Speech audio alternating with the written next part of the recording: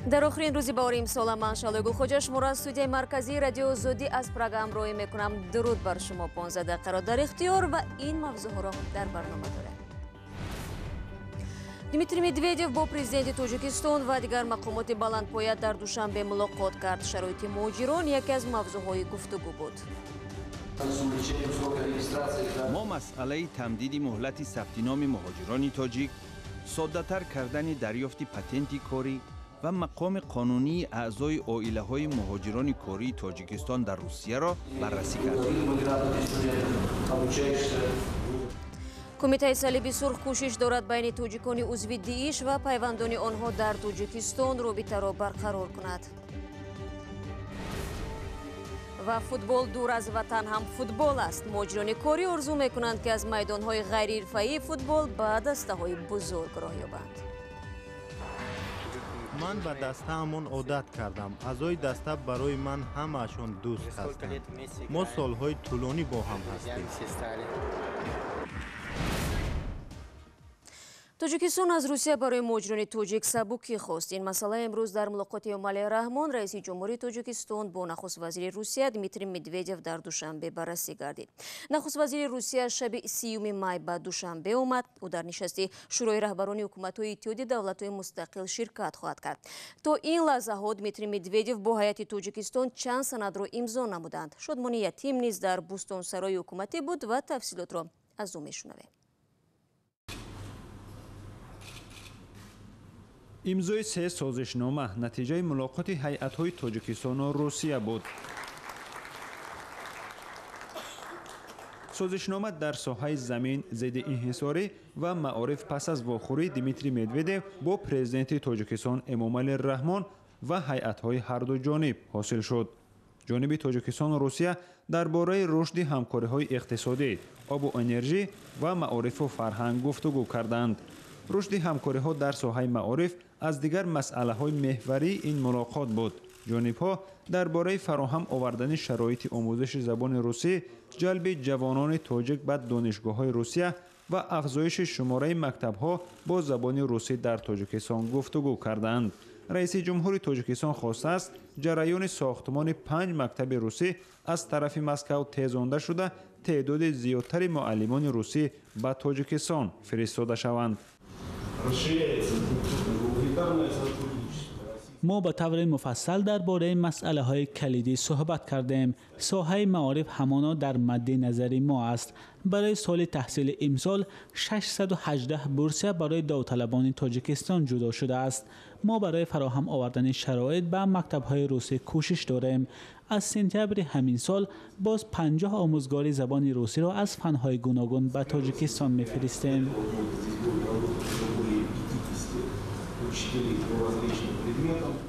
روسیه یکی از مهمترین شریکان اقتصادی تاجیکستان به شمار می رود و سهم روسیه در تجارت خارجی تاجیکستان 23.6% را تشکیل داده است. در 3 ماهه اول امسال میزان تجارت بین دو کشور به 207.1 میلیون دلار آمریکایی رسیده است. وضع کار و زندگی مهاجران تاجیک در روسیه یکی دیگر از مسئله های ملاقات امروزه بود.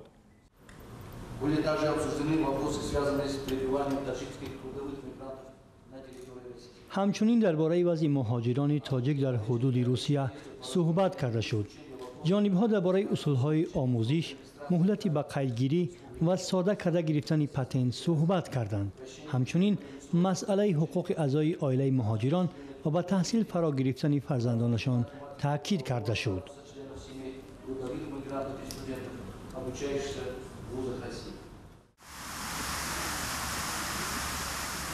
دیمیتری مدویدیو نخست وزیر روسیه شب 30 می با سفر رسمی به تاجیکستان آمد و در چهارچوبه سفرش در نشست شورای رهبران حکومت‌های کشورهای عضو اتحاد دولت‌های مستقل در دوشنبه اشتراک می‌کند. شادمان یتیم، آزادی دوشنبه.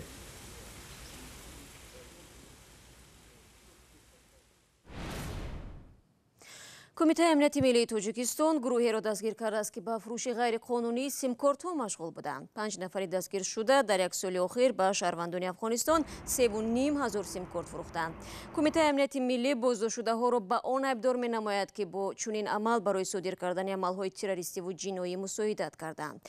دادستانی تاجیکستان بر ضد این 5 نفر پرونده جنایی باز نموده است. به آنها جریمه های بزرگ و یا تا 5 سال زندان تهدید می کند. رو می‌ریم به موضوعهای دیگر. کارمندان اندوز در شهر دوشنبه معرکه تفتیش صنعت‌های اوستاهای تعمیر خانه‌ها را به راه ماندند. ناظران اساساً به بیناهای نوساخت سر می‌زنند که اکثر اوستاها معمولاً در چنین بیناها مشغول تعمیر می‌باشند. طلب ناظران از اوستاها داشتن پتنت است. اگر پتنت نباشد هم خود اوستا و صاحب خانه را می‌توانند جریمه بندند. همکارم عبدالله شروف به تحقیق این موضوع مشغول بود و حالا در استودیو با ماست. عبدالله سلام. برای ما بگویید که ناظران اندوز در کدام اساس اوستاها و صاحبخانه ها را جریمه میکنند؟ سلام شهلا. در اساس قرار حکومت تاجیکستان یعنی اوستاهای تعمیر خانه های شخصی برای انجام دادن این فعالیت باید حتما از اداره اندوز پتنت بگیرند. انداز پتنت اوستای تعمیر خانه در عین حال 120 سامانی مقرر شده است. هرچند این مبلغ چندان زیاد نیست، اما اوستاها با گرفتن پتنت موظف می شوند که هر ماه این مبلغ را به اداره انداز سپارند وگرنه جریمه می شوند. اما چند از اوستاهای تعمیر خانه که با ما هم صحبت شدند میگویند آنها کار دائمی ندارند و از این رو درآمدشان نیز دائمی نیست. هرگاه از سوی شخص برای تعمیر خانه فرمایش گرفتند فایده به دست میآورند و در غیر صورت ماهها بیکار و بی درآمد میمانند. خب اوستا معلوم شد عبدالله، چون برای کارش پول میگیرد، اما صاحب خانه ها را برای چی جریمه میکنند؟ برای آن که شهلا ناظران انداز از صاحب خانه ها نیز طلب دارند تنها اوستاهای را کرا کنند که صاحبی پتنت هستند. قبل از شروع تعمیر با آنها شرطنامه بسته حجم خدمت رسانی آنها را نیز تعیین کنند. از این رو آن ناظران انداز از صاحب خانه هایی که اوستاهای بی پتنت را به تعمیر خانهشان جلب کردن نیز جوابگر میکنند و میتوانند آنها را نیز جریمه کنند. یک پهلوی دیگری مسئله، چرا ناظران اندوز بیشتر در خانه های نوساخت این طلبات رو جدی گرفتند عبدالله؟ ببینید شهلا، در تاجیکستان منزل های زیست در بیناهای بلند آشنا معمولا در شکل نیم تیار بدون تعمیر داخلی فروخته می شود. یعنی داخل خانه بجز از دری درآمد و تریزه های بیرونی چیزی ندارد. از این رو صاحب ملکان پس از خریداری خانه به تعمیر آن می پردازند، شروع از نصب سقف و فرش تا تعمیر حمام و جهاز آشخانه. و تعمیر خانه البته کار پرخرج است. این البته وابسته به ذوق صاحب خانه است و از 3 تا 10 هزار دلار میتواند خرج داشته باشد. اما اگر صاحب خانه اوستای بی پتنت را به کار جلب کند، آنگاه باز مبلغ جریمه نیز ضم میشد. تشکر عبدالله. در شمال تاجیکستان پیوندان و کارمندان پلیس دختر خردسال ناپدید شده را جستجو دارند. حالا شما عکس او را میبینید. فاطمه خالبوی و 5 ساله است و صبح 27 می از خانهشان برآمده بی‌درک شده است. خانواده فاطمه در 15 کیلومتری شهر خوجند زندگی میکنند. اگر شما بیننده عزیز در رابطه با فاطمه معلوماتی داشته باشید لطفاً با پیوندانش تماس بگیرید. ما برنامه خبری را ادامه می‌دهیم. در برنامه‌های گذشته ما درباره مریم شوی و دختری 10 ساله توجیک برای شما گزارش پیشکش کرده بودیم که با کمک کمیته صلیبی سرخ از پناهگاه در بغداد به وطن آورده شد. از زمان پیدایش گروه دهشت‌افکن دولت اسلامی بیش از 1000 ساکن تاجیکستان به میدان‌های جنگی عراق و سوریه رفتند. سرنوشت تعدادی از آنها تا به حال معلوم نیست. کمیته صلیبی سرخ همراه با جمعیت هلال احمر تاجیکستان تلاش دارند برای برقرار کردن رابطه‌های این شهروندان با پیوندانشان در تاجیکستان مساعدت کنند. دیگر دولت هایی که عین زمان در آنجا جنگ رفته ایستاده است، مناقشه ها رفته ایستاده است، مثلا گیریم سوریه و عراق. کمیته بین المللی صلیب سرخ در تاجیکستان میگوید دوام یک سال اخیر ده ها پیغام تاجیکان عضو سازمان ممنوع دولت اسلامی و خانواده آنها را به پیوندانشان در تاجیکستان رسانیده است. ها میگویند که مثلا همراه دخترشان، پسرشان 2-3 ماه پیش یا که 6 ماه پیش یا که 1 سال پیش در علاقه بودند. سراغ آخرین آنها سوریه یا که عراق بود. بعد ما همه این معلومات رو میگیریم. همکاران ما در آنجا با محبس خانه ها کار میکنند، با لاگر ها کار میکنند که در آنجا زنای کودکای تاجیک مثلا اگر باشند آنها به قید میگیرند و با اجازت همین اویله ها اگر این اویله ها اجازت دهند به ما معلومات رو میرسونند. این سازمان برای نفرانی که پیوندانشان در کشورهای جنگزده مثل عراق قرار دارند صحبتی ویدیویی تشکیل می‌کند. با کارخانه ما میآیند، ما با آنها تشکیل می‌کنیم. اگر در مثلا جای‌های باشند که همین کار رو ما اجازه‌ای به انجام رسانیدن داشته باشیم ما تشکیل می‌کنیم. اگر که نه خیلی که گفتن پیغام‌های صلیب سرخ همون مکتوب‌هایی که گشوده هستند و فقط برای خبرهای اویلوی پیشنهاد کرده می‌شوند آنها پر می‌کنند و ما در اینجا به اویله‌ها می‌رسانیم. تا امروز کارمندان کمیته بین‌المللی صلیب سرخ از چندین شهروند تاجیکستان که در سوریه و عراق بی‌درک شده بودند خبر آورد. زهرا خوجایeva ساکن 29 ساله شهر دوشنبه و کودکان او از یک اردوگاه بغداد عراق یکی از آنها بوده است. در 2 سال اخیر به هلال احمر یکی از سازمان‌های شریک و همکار صلیب سرخ در تاجیکستان 181 خانواده برای پیدا کردن نزدیکانشان مراجعت کردند.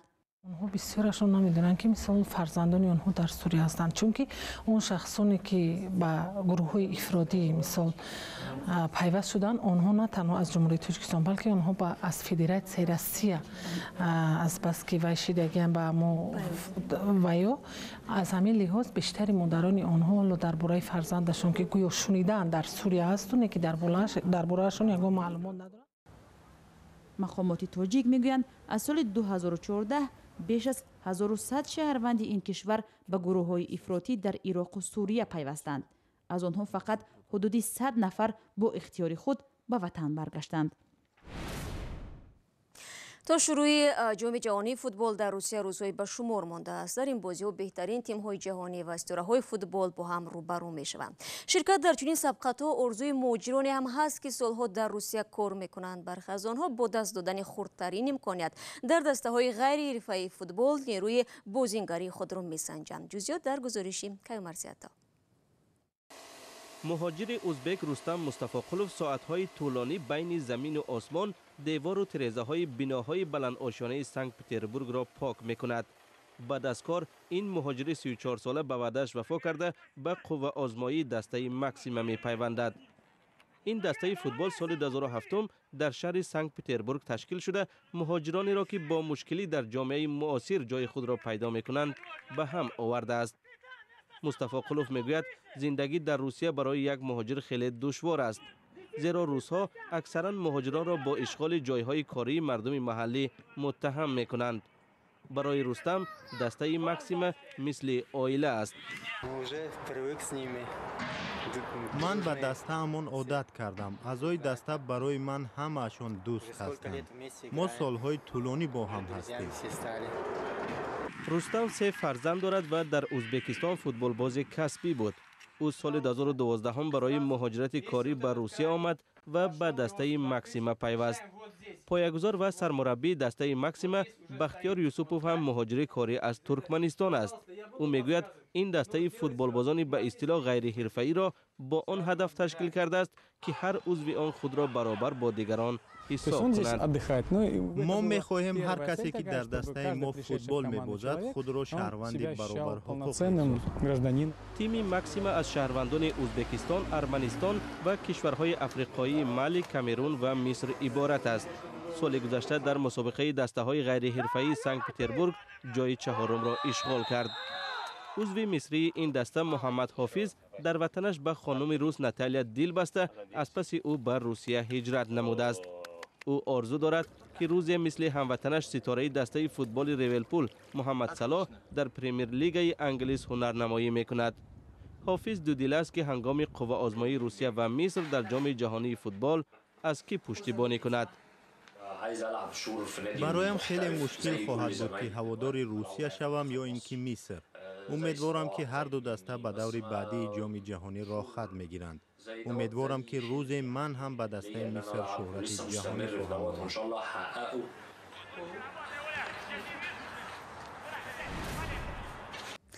با امید که آرزوی همه مهاجران عملی شود، ما برنامه امروز را انجام میدهیم. برای دریافت خبر و گزارش‌های از این بیشتر به سامانه بخش تاجیکی رادیو آزادی بروید. www.azadi.org. صفحه‌های ویژه ما در شبکه‌های اجتماعی نیز فعال است و کانال ما در یوتیوب آزادی ویدیو نام دارد. از همراهیتان سپاسگزاریم. روز خوب داشته باشید. وقت نگهدار.